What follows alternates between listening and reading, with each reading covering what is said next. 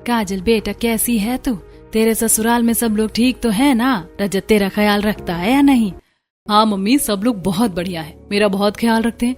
मेरी सास मुझे ज्यादा काम भी नहीं करने देती और रजत भी मेरे साथ बहुत अच्छे से रहते हैं। चलो बेटा, ये तो बहुत अच्छी बात है। वैसे सब कुछ अपने से ही होता है। अगर इंसान खुद अच्छा हो तो दूसरे भी उसके साथ अच्छा ही व्यवहार करते हैं। अच्छा, मैं फोन रखती हूँ, तुम अपना ख्याल रखना। यह कहकर संगीता फोन रख देती है। दरअसल काजल की शादी को अभी सिर्फ 8 दिन ही हुए हैं। काजल अपने ससुराल में बहुत खुश है।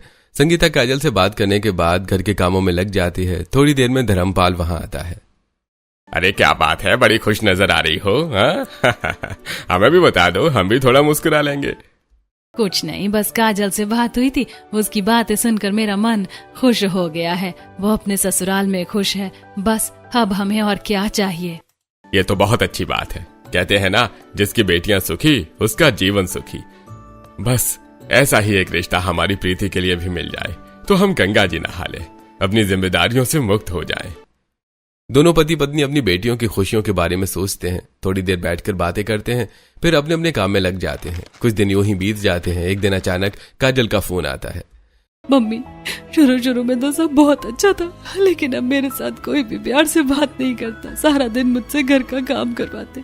इन्होंने तो नौकरानी भी हटा दी और रजत, वो तो ऑफिस से आते ही फोन में लग जाते, मेरी तरफ देखते भी नहीं, उल्टा मेरा काम और बढ़ा देते। ये कहते कहते काजल जोर जोर से रोने लगती है। बेटा रोना बंद कर। देख, नई जगह पर एडजस्ट करना थोड़ा मुश्किल होता है, और अभी तुझे गए कितने दिन ही हुए। शुरू में सब अच्छे थे ना, तो थोड़ा समय दे, सब ठीक हो जाएगा।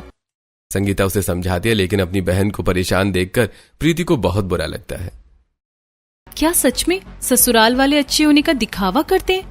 क्योंकि शुरू में तो दीदी के साथ सब अच्छे थे और अब अचानक सब कैसे बदल गया। प्रीति सोच में डूब जाती है कि तभी संगीता उसे आवाज लगाती है। ज्यादा मत सोच, शुरू में सबके साथ ऐसा ही होता है। चल खेत से लकड़ियां लेकर आते हैं। प्रीति अपनी माँ के साथ खेत चली जाती है। कुछ दिन और बीत जाते हैं। अब काजल अपने ससुराल की बातें घर पर बताना बंद कर देती है, क्योंकि उसकी माँ ने उसे एडजस्ट करने के लिए कह दिया था। एक दिन, अरे सुनती हो, काजल को देखे कितने दिन हो गए हैं, आज तो मुझे उसकी बहुत याद आ रही है। पापा, क्यों ना आज दीदी के ससुराल जाकर उसे सरप्राइज दिया जाए? आइडिया तो अच्छा है, लेकिन घर पर कौन रहेगा? आप दोनों चले जाओ, मैं घर संभाल लूंगी। संगीता और धर्मपाल काजल से मिलने का प्लान बनाते हैं। दोनों तैयार होकर उसके ससुराल पहुंचते हैं, लेकिन वहां जो देखते हैं उसे देखकर उसके पैरों तले जमीन खिसक जाती है। काजल आंगन में धूप में बैठी ढेर सारे बर्तन साफ कर रही होती है। उसका पूरा शरीर पसीने से भीगा हुआ है। पीछे से उसकी सास के ताने सुनाई दे रहे हैं और कमरे से रजत उसे आवाज लगा रहा है। ये सब देखकर संगीता और धर्मपाल का दिल टूट जाता है। मेरी बच्ची, ये तूने अपनी क्या हालत बना रखी है? क्या तू रोज इतना काम करती है? माँ बाप को सामने देखकर काजल उनसे लिपटकर रोने लगती है। जब से आपने कहा था एडजस्ट करो, मैंने आपको कुछ नहीं बताया, लेकिन यहाँ तो रोज यही होता है। अपनी बेटी की हालत देखकर दोनों का गुस्सा फूट पड़ता है। क्या हमने अपनी बेटी को तुम्हारे घर पर नौकरानी बनाकर भेजा था? नहीं ना, तो फिर किस हक से तुम उससे इतना काम करवाते हो? अरे मैंने सब सुन लिया है, जिस लहजे में तुम उससे बात कर रहे थे। बस बहुत हो गया, मैं अपनी बेटी को अपने साथ ले जा रहा हूँ। संगीता और धर्मपाल काजल को अपने साथ घर ले आते हैं। जब प्रीति को सच्चाई पता चलती है तो वो भी बहुत दुखी होती है, लेकिन वो अपनी बहन का पूरा साथ देती है। दोनों बहनें फिर से पहले की तरह साथ रहने लगती हैं। कुछ दिन बाद एक दिन घर पर पड़ोसन पूनम आती है। अरे निहारिका की शादी थी ना, वहाँ मेरी बहन भी आई हुई थी। उन्होंने तुम्हारी प्रीति को देखा तो वो अपने छोटे बेटे के लिए प्रीति का हाथ मांग रही है। अच्छा, वैसे तो हम तुम्हारी बहन के पूरे परिवार को जानते हैं, अच्छे लोग हैं, खानदानी हैं, लेकिन फिर भी मैं प्रीति के पापा से बात करके बताऊंगी। दोनों पड़ोसन बैठकर कुछ देर बातें करती हैं, फिर पूनम वहां से चली जाती है। उधर प्रीति उनकी सारी बातें सुन लेती है और तुरंत अपनी माँ के पास आती है। मम्मी, मुझे शादी नहीं करनी। आपको पता है ना ससुराल वालों ने दीदी की क्या हालत कर दी है। मुझे नहीं जाना ससुराल। बेटा, सब लोग एक जैसे नहीं होते, और फिर आज नहीं तो कल शादी तो करनी पड़ेगी। तुम टेंशन मत लो, बहुत अच्छे लोग हैं। संगीता प्रीति को समझाती है। शाम को जब धर्मपाल घर आता है तो संगीता उससे रिश्ते की बात करती है और धर्मपाल भी हाँ कर देता है। संगीता पूनम को हाँ कह देती है और प्रीति और आयुष का रिश्ता पक्का हो जाता है। लेकिन प्रीति के मन में अब भी डर बना रहता है। एक दिन उसकी सहेली जूली घर आती है। अरे वाह, सुना है तेरी शादी पक्की हो गई है, अगले हफ्ते है ना? पार्टी कब दे रही है? और कितनी छुपी रुस्तम निकली तू, बताया भी नहीं। और तेरे चेहरे पर उदासी कैसी है? क्या तू शादी से खुश नहीं है? खुश हूँ या नहीं पता नहीं, लेकिन मुझे शादी नहीं करनी थी। घर वाले कह रहे हैं। तूने देखा ना काजल दीदी के साथ क्या हुआ। मुझे ससुराल नहीं जाना। अपने दिमाग में फालतू के डर मत पाल। 5 उंगलियां जैसी नहीं होती। देखना तेरा पति तेरा बहुत ख्याल रखेगा और तेरी सास भी अच्छी होगी। जूली उसे समझाकर थोड़ी देर बाद चली जाती है। देखते ही देखते एक हफ्ता बीत जाता है और शादी की तैयारियों में समय निकल जाता है। आखिरकार प्रीति और आयुष की शादी हो जाती है। आज प्रीति की पहली रसोई है। प्रीति तैयार होकर हल्का घबराते हुए धीरे धीरे रसोई की तरफ बढ़ती है कि तभी। अरे देवरानी जी, आप रसोई में क्या कर रही हो? कुछ काम हो तो मुझे बता दो। जेठानी जी, आज मेरी पहली रसोई है ना, तो उसी के लिए जा रही हूँ। सबसे पहले तो मुझे जेठानी जी मत बुलाओ। मैं तुम्हारी बड़ी बहन जैसी हूँ। मुझे दीदी कह सकती हो या नाम से बुला सकती हो। और दूसरी बात, कोई पहली रसोई नहीं बनानी है। तुम अभी नई नई दुल्हन हो, आराम करो, अपने पति के साथ समय बिताओ। ये काम तो पूरी उम्र चलता रहेगा। इतने में सरला वहां आ जाती है। बिल्कुल बेटा, रागिनी सही कह रही है। हम पुराने ख्याल के लोग नहीं हैं कि नई दुल्हन आते काम में लग जाएं। पहले ही दिन सास और जेठानी का ऐसा व्यवहार देखकर प्रीति थोड़ा हैरान होती है, लेकिन उसके मन में अब भी डर बना रहता है। मुझे पता है, शुरू में सब अच्छा बनने का दिखावा करते हैं, असल में कोई अच्छा नहीं होता। रागिनी प्रीति को कमरे में भेज देती है और खुद सारा खाना बना लेती है। आज तो सूजी के हलवे में अलग ही स्वाद आ रहा है। मुझे तो बहुत अच्छा लगा। रागिनी थोड़ा और देना। पापा, स्वाद तो आएगा ही ना। आज हलवा हमारी छोटी बहू ने बनाया है, मतलब उसके हाथ लगे हैं।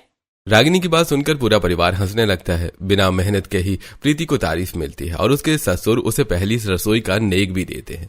दूसरी तरफ पड़ोस में पिंकी के छोटे बेटे की बहू वर्षा इस भयंकर गर्मी में घर के सारे कामों में लगी रहती है, जबकि उसकी जेठानी मोनिका दिन भर पार्टियों में व्यस्त रहती है। वर्षा रसोई में खाना बना रही होती है कि तभी। कहाँ गई बहू?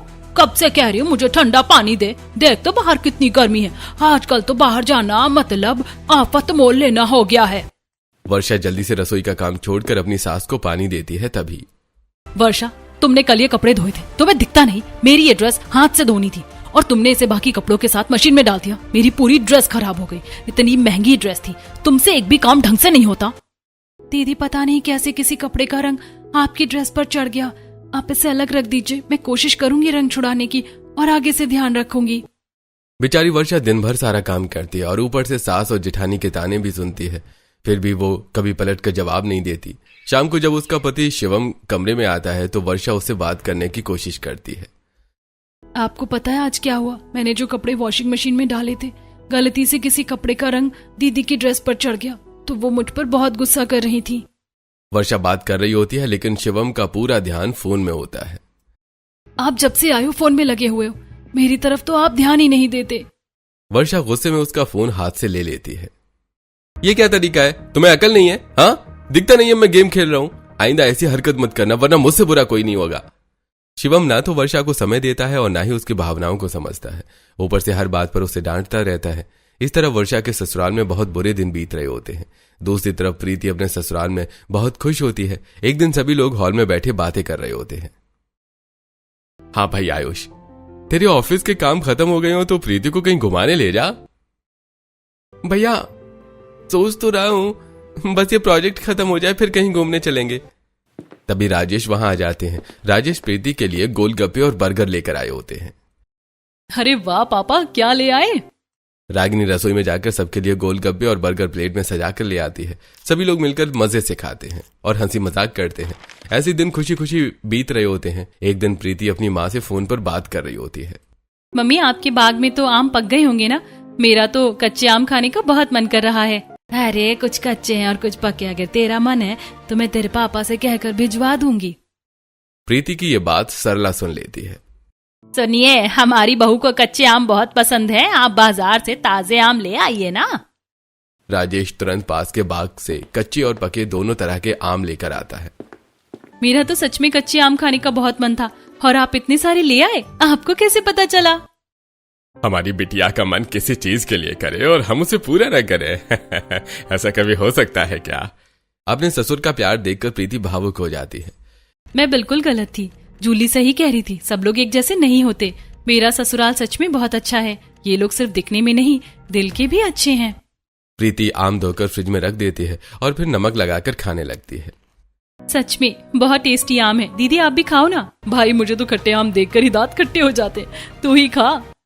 इसी तरह दिन खुशी से बीत रहे होते हैं। दूसरी तरफ वर्षा की जिंदगी अब भी मुश्किलों से भरी होती है। एक दिन देखो ना, मेरी सारी सहेलियां गर्मियों में घूमने गई हुई हैं। मेरा भी मनाली जाने का मन है, हम भी चलते हैं ना। तुम्हारी सहेलियों को कोई काम नहीं है क्या, जो दिन भर घूमती रहती हैं? उनके ससुराल में काम नहीं होगा? तुम भी उनके चक्कर में मत पड़ो, मुझे बहुत काम है। आपसे अच्छे तो रोहन भैया हैं, जेठानी जी को हर जगह लेकर जाते हैं, और मेरे लिए इस घर में अलग ही नियम है। आजकल तुम ज्यादा बोलने लगी हो। कौन क्या कर रहा है, इससे तुम्हें क्या मतलब? तुम बस अपना काम करो। हर बार की तरह शिवम वर्षा को डांट कर चुप करा देता है। एक तरफ वर्षा की हर इच्छा दबा दी जाती है, वहीं दूसरी तरफ प्रीति के जेठ जेठानी उसके और आयुष के लिए हनीमून का प्लान बना रहे होते हैं। बस आयुष, बहुत हो गया, अब तुम्हारा प्रोजेक्ट पूरा हो गया ना? मैंने तुम्हारे भैया से पूछ लिया है। हाँ भाभी, मैं आज बताने ही वाला था। हमें पता है तुम क्या कहोगे। प्रीति को कहीं घुमाने ले जाओ, ये लो तुम्हारी हनीमून की टिकट। दोनों जाओ, आराम से घूमो फिरो और खूब एंजॉय करो। अभिषेक आयुष के हाथ में हनीमून टिकट रख देता है। प्रीति और आयुष बहुत खुश हो जाते हैं। लेकिन मेरे पास तो मनाली जाने वाले कपड़े ही नहीं हैं। उसकी बिल्कुल टेंशन मत लो, आज हम दोनों शॉपिंग करने चलेंगे। मैं खुद तुम्हें सब दिलाऊंगी। घर का काम खत्म करके दोनों जेठानी देवरानी शॉपिंग के लिए निकल जाती हैं। दोनों बाजार जाकर अच्छे अच्छे कपड़े, फुटवेयर और जरूरी सामान खरीदती हैं। रागिनी प्रीति का फेशियल भी करवाती है और उसके लिए स्किन केयर प्रोडक्ट्स भी लेती है। ये 3 प्रोडक्ट्स जरूर रखना, ये स्किन को हाइड्रेट रखते हैं। सारी शॉपिंग के बाद दोनों घर लौट रही होती हैं कि रास्ते में आइसक्रीम वाला मिल जाता है। दीदी, मुझे आइसक्रीम खानी है। रागिनी दोनों के लिए आइसक्रीम लेती है। तभी उनकी नजर सब्जी मंडी में सब्जी खरीद रही वर्षा पर पड़ती है। अरे वर्षा, तुम भी मार्केट आई हो? हाँ भाभी, बस सब्जी लेने आई थी। अच्छा, अगर काम हो गया हो तो हमारे साथ ही घर चलो। तीनों साथ में चलते हैं। आप लोगों ने तो बहुत शॉपिंग की है, लगता है कहीं बाहर जाने का प्लान है। अरे नहीं, हम तो आते जाते रहते। दरअसल आयुष और प्रीति की नई नई शादी हुई है ना, तो इन्हें हनीमून पर भेज रहे हैं, उसी की शॉपिंग करवाई है। ये सुनकर वर्षा चुप हो जाती है, लेकिन उसके मन में हलचल शुरू हो जाती है। घर आकर वर्षा मन ही मन सोचती है, एक मैं हूँ जो अपने पति से कितनी बार कह चुकी हूँ कि मुझे भी कहीं घुमाने ले चलो, लेकिन कोई नहीं सुनता। और एक प्रीति है जिसे बिना कहे ही हनीमून पर भेजा जा रहा है। उसकी जेठानी उसका कितना ख्याल रखती हैं। काश ऐसा ससुराल सबको मिले। कुछ ही दिनों बाद प्रीति और आयुष मनाली घूमने चले जाते हैं। वहां दोनों खूब एंजॉय करते हैं, फोटो खिंचाते हैं, वीडियो बनाते हैं। प्रीति अपनी तस्वीरें इंस्टाग्राम पर पोस्ट करती है, वर्षा भी वो तस्वीरें देखती है। दोनों साथ में कितने अच्छे लग रहे हैं, देखो कैसे घूम रहे हैं। मैं तो बस सोचती ही रह जाऊंगी मेरे नसीब में कहाँ है ये सब। उधर शाम हो जाती है। आज वर्षा की तबीयत भी ठीक नहीं होती। कहाँ है बहू, आज खाना नहीं बनेगा क्या? सबको भूखा रखने का इरादा है? मम्मी, आज मेरी तबीयत ठीक नहीं है, आप दीदी से कह दो वो खाना बना दे। तुम्हें दिख रही है वो घर पर? पता नहीं कहाँ घूम रही होगी। और आजकल की बहुएं बस बहाने बनाती रहती हैं। सास की बातें सुनकर वर्षा अपनी तबीयत खराब होने के बावजूद उठकर रसोई में चली जाती है। पता नहीं मैंने कौन से पाप किए थे जो ऐसा ससुराल मिला। बीमारी में भी आराम नहीं है। वो किसी तरह खाना बनाती है और सास ससुर को परोसती है। अरे ये कैसा खाना है, इसमें न नमक है न स्वाद है। हाय राम, ऐसा फीका खाना, क्या हमें मरीज समझ रखा है? कल खाने में मिर्च ज्यादा हो गई थी, इसीलिए आज कम डाली। अगर नमक कम है तो मैं अभी लेकर आती हूँ। वर्षा नमक लाकर देती है और दोनों खाना खा लेते हैं। दूसरी तरफ प्रीति और आयुष हनीमून से वापस आ चुके होते हैं। कैसी रही तुम दोनों की ट्रिप? खूब एंजॉय किया ना? और आयुष, मुझे फोटो भेज देना, मैं भी देखूंगी और इंस्टा पर डालूंगी। हाँ भाभी, जरूर, फ्लैक्स तो बनता है। आयुष फोटो भेज देता है और रागिनी उन्हें अच्छे से एडिट करके सोशल मीडिया पर डालती है। कुछ दिन ऐसे ही बीत जाते हैं। एक दिन वर्षा रसोई में काम कर रही होती है कि तभी मोनिका आती है। वर्षा, मैं अपनी दोस्त की बर्थडे पार्टी में जा रही हूँ, आने में देर होगी। रोहन के कुछ कपड़े हैं वो धो देना, बेड पर जो कपड़े रखे उन्हें प्रेस कर देना, रोहन के लिए लंच भी पैक कर देना और मेरा कमरा भी सेट कर देना, कुछ इधर उधर मत करना। मोनिका ऐसे आदेश देती है जैसे वर्षा इस घर की बहू नहीं बल्कि नौकरानी हो। वर्षा चुपचाप सिर झुकाकर हाँ कह देती है। वर्षा पहले रसोई का काम खत्म करती है, फिर पूरे घर का काम करती है। उधर शिवम आज ऑफिस से जल्दी आ जाता है, कमरे में जाकर कपड़े बदलता है, फिर फोन चलाने लगता है। तभी वर्षा, मेरी हेडफोन कहाँ है? मिल नहीं रही। तुम्हें 1000 बार कहा है कि मेरी चीजें इधर उधर मत किया करो, जल्दी आकर ढूंढो। वर्षा रसोई में दौड़कर कमरे में आती है और देखती है कि शिवम ने पूरा कमरा खुद ही फैला रखा है। हे भगवान, अभी तो मैंने सफाई की थी और आपने फिर से पूरा कमरा फैला दिया। ये देखिए, टेबल में ही तो रखी थी आपकी हेडफोन। ज्यादा बातें मत बनाओ, पूरा दिन घर में ही फ्री हो, बैठी रहती हो। वर्षा कुछ नहीं कहती, चुपचाप सब सुन लेती है। अभी उसने पूरा घर साफ किया था, फिर से कमरे की सफाई में लग जाती है। काम करते करते शाम के 5 बज जाते हैं। थोड़ी देर आराम कर लेती हूँ, आज तो बहुत थक गई हूँ। वर्षा को लेटे हुए मुश्किल से 5-10 मिनट ही हुए थे कि तभी वर्षा कहाँ चली गई? मशीन में कब से कपड़े घूम रहे, निकालने नहीं है क्या? और कल के कपड़े भी बालकनी में पड़े, इस घर में किसी चीज का ख्याल ही नहीं है तुम्हें। वर्षा बेचारी तुरंत उठ जाती है, मशीन से कपड़े निकालकर बालकनी में सुखाने लगती है। दूसरी तरफ प्रीति आज थोड़ी उदास लग रही होती है। क्या हुआ? तुम्हारी तबीयत तो ठीक है ना? आज चेहरा थोड़ा उतरा हुआ लग रहा है। कुछ नहीं दीदी, बस सिर में हल्का दर्द है और कमरे में थोड़ा घुटन भी लग रही है। अरे पहले बताया होता। चलो बालकनी में चलते, वहाँ ठंडी हवा चल रही है, मम्मी भी वहीं बैठी हैं, मैं तुम्हारे सिर में तेल लगा देती हूँ। दोनों बालकनी में आ जाते हैं। रागिनी प्यार से प्रीति के सिर में तेल लगाने लगती है। उधर सरला रसोई में जाकर तीनों के लिए गर्मा गर्म चाय बनाने लगती है। वर्षा दूर से ये सब देख रही होती है। कितनी किस्मत वाली है प्रीति, कैसा अच्छा ससुराल मिला है इसे। इसकी जेठानी से बहन की तरह प्यार करती है, जेठ बड़े भाई की तरह है, और सास तो जैसे माँ है पापा हो। काश ऐसा ससुराल सबको मिले। इतने में सरला चाय लेकर आती है। लो गर्मा गर्म चाय, प्रीति बहू चाय पियो, सिर दर्द भी ठीक हो जाएगा। सास की बात सुनकर दोनों बहुएं हंसने लगती हैं। उधर वर्षा फिर मन ही मन में सोचती है, एक मेरी सास है जो काम के अलावा बात ही नहीं करती, और एक सरला आंटी है जो अपनी बहू को इतना प्यार करती हैं। समय यूं ही बीतता रहता है और एक दिन, यार एक मैं हूँ जो जल्दी ऑफिस से फ्री होने की सोचता रहता हूँ, और एक तुम हो मेरे आने के बाद भी काम में लगी रहती हो। लगता है तुमने शादी मुझसे नहीं घर से की है। ऐसी बात नहीं है पतिदेव, मैं भी आपका इंतजार करती हूँ, लेकिन काम भी जरूरी है ना। अरे कोई काम जरूरी नहीं है, तुम जल्दी से तैयार हो जाओ, आज तुम्हारे लिए मैंने एक सरप्राइज प्लान किया है। सरप्राइज सुनते ही प्रीति का चेहरा खिल उठता है। वो जल्दी से तैयार होती है और दोनों घूमने निकल जाते हैं। दोनों एक खूबसूरत रेस्टोरेंट में पहुंचते हैं जहां आयुष पहले से ही खास सजावट कर चुका होता है। क्या सच में ये सब तुमने मेरे लिए किया है? और नहीं तो क्या, तुम मेरे लिए इतनी खास हो कि मन करता है कि सारी खुशियां तुम्हारे कदमों में रख दूं। दोनों प्यार से खाना खाते हैं, थोड़ी शॉपिंग करते हैं और फिर घर लौट आते हैं। घर के दरवाजे पर खड़ी वर्षा उन्हें देख लेती है। कितना अच्छा पति है इसका, हर वीकेंड इसे घुमाने ले जाता है, शॉपिंग भी कराता है। और एक मेरा पति है जो ये भी नहीं पूछता कि मुझे क्या चाहिए। तभी पिंकी की आवाज आती है, पूरा दिन दरवाजे पर खड़ी रहेगी क्या? लोगों को ही देखती रहेगी। और ये क्या मुंह खुला है? कितनी बार कहा है घर की बहू है, घूंघट में ही अच्छी लगती हैं। एक तरफ वर्षा की जेठानी है तो पूरा दिन घर से बाहर रहती है, अपने दोस्तों के साथ पार्टी करती है और जैसा उसका मन वैसे कपड़े पहनती है। लेकिन दूसरी तरफ वर्षा है जिसे घर में भी घूंघट में रहने के लिए कहा जाता है। पता नहीं ये नियम सिर्फ वर्षा के लिए ही क्यों है। वो चुपचाप अंदर चली जाती है। कुछ दिन बाद प्रीति अपने ससुराल वालों के साथ डिनर कर रही होती है कि अचानक उसे उल्टी आ जाती है। बहू क्या हुआ? बेटा तू ठीक तो है ना? मैंने कहा था ना इतनी गर्मी में ज्यादा काम मत करो, देखो हो गई ना तबीयत खराब। अरे बातें बाद में करना, पहले डॉक्टर को बुलाओ। हाँ पापा, मैं अभी डॉक्टर को फोन करती हूँ। पक्का नजर लग गई है? मम्मी इसकी नजर उतारो। पूरा परिवार प्रीति के आसपास इकट्ठा हो जाता है। कोई पानी पिलाता है, कोई सिर दबाता है। थोड़ी देर में डॉक्टर नेहा आती है और प्रीति को चेक करती है। डॉक्टर सब ठीक तो है ना? घबराने की बात नहीं है, बल्कि खुशखबरी है, आप दादी बनने वाली हैं। ये सुनते ही घर में पूरे खुशी की लहर दौड़ जाती है। वाह, मैं ताई बनने वाली हूँ। और मैं ताऊ जी और मैं पापा। पूरा परिवार खुशी से झूम उठता है। मिठाइयां बांटी जाती हैं। अब प्रीति का पहले से भी ज्यादा ख्याल रखा जाने लगता है। उसे बिल्कुल राजकुमारी जैसा ट्रीटमेंट मिलता है। दूसरी तरफ वर्षा को चलते चलते चक्कर आ रहे होते हैं और उसका भी मन घबरा रहा होता है। कैसे बीमारों की तरह चल रही है तू, और ये इतना खाना कैसे बचा हुआ है? मम्मी पता नहीं कुछ दिनों से कमजोरी सी महसूस हो रही है, कच्चा मन हो रहा है और चक्कर भी आ रहे हैं, खाना खाने का मन ही नहीं करता। कहती रहती हूँ ना ज्यादा बाहर का मत खाया करो, लेकिन तुम्हें तो शिकायत रहती है कि मेरे लिए ये नहीं लाते वो नहीं लाते, और खुद मंगा कर खा लेती हो।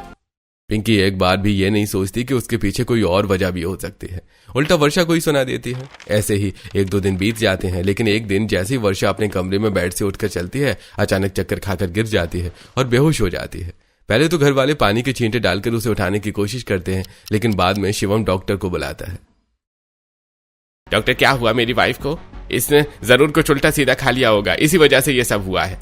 नहीं, ऐसी कोई बात नहीं है, दरअसल आपकी वाइफ प्रेग्नेंट है। ये सुनकर सभी की खुशी तो होती है, लेकिन पिंकी के चेहरे पर चिंता आ जाती है। अब घर का काम कौन करेगा? कुछ देर बाद डॉक्टर चली जाती है। वर्षा को भी होश आ जाता है, लेकिन प्रेग्नेंट होने के बावजूद उसके साथ व्यवहार में कोई बदलाव नहीं आता। उसे पहले की तरह ही सारा काम करवाया जाता है। उसकी सेहत या उसकी क्रेविंग का कोई ध्यान नहीं रखा जाता। दूसरी तरफ प्रीति घर में बैठी होती है। पापा मेरा आम खाने का मन कर रहा है। ये सुनते ही राजेश तुरंत बाजार जाता है और 5 किलो आम लेकर आ जाता है। अरे पापा इतने सारे आम। बेटा तेरा जो मन करे तू मुझे बता देना। कहते हैं ना, जो खाने का मन करता है वो बच्चे का मन होता है। सब लोग मुस्कुराने लगते हैं। प्रीति आराम से बैठकर आम खाती है। उसकी सास खुद उसे आम छील छील कर दे रही होती है। पूरा परिवार उसका बहुत ख्याल रख रहा होता है। कुछ दिन यूं ही बीत जाते हैं। एक दिन रागिनी और प्रीति शाम को वॉक पर जाती है। वहां उन्हें वर्षा मिल जाती है। अरे वर्षा, तुम अकेली आई हो? तुम्हारी जेठानी नहीं आती तुम्हारे साथ? नहीं, उनके पास टाइम ही नहीं होता।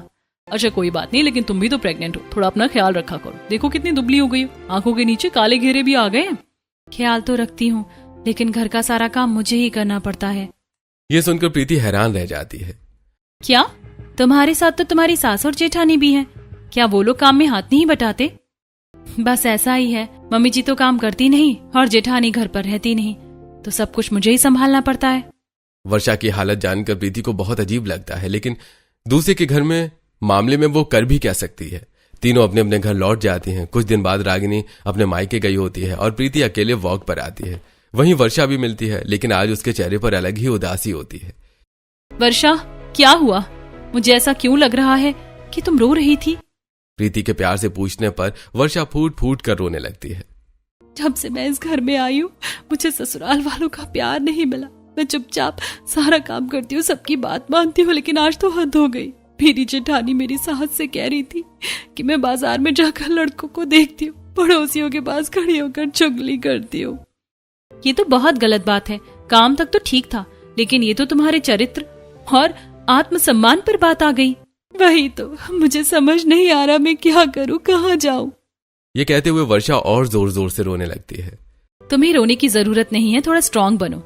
वैसे भी तुमने बहुत सह लिया। एक तरफ तुम्हारी जेठानी है, उसके लिए कोई रोक टोक नहीं, और दूसरी तरफ तुम हो जिस पर हर तरह की पाबंदियां हैं। ये सरासर नाइंसाफी है। और अब बात तुम्हारे सम्मान पर आ गई है, तो अब तुम्हें चुप नहीं रहना चाहिए।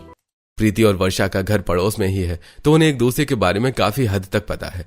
जैसे कि प्रीति रोजाना इसकी जेठानी को तैयार होकर घर से बाहर जाते हुए देखते हैं, तो वहीं उसने वर्षा को कई बार घूंघट में देखा है। और आज तो वर्षा ने ही प्रीति को सब बता दिया है। प्रीति वर्षा को हिम्मत देती है और अब वर्षा के चेहरे पर एक स्माइल आ जाती है। वर्षा अपने घर चली जाती है। उधर प्रीति भी अपने घर आ जाती है। अगली सुबह होती है, वर्षा ने सारा सामान पैक कर लिया है और वो घर से जाने लगती है। कहाँ जा रही हो महारानी, और किससे पूछ कर जा रही हो? बस बहुत हो गया। आप लोगों ने बहुत कह दिया और मैंने बहुत सुन लिया, लेकिन अब और नहीं। मैं अपने मायके जा रही हूँ। जिस घर में मेरी इज्जत नहीं है, मैं वहाँ 1 मिनट भी रहना पसंद नहीं करूंगी।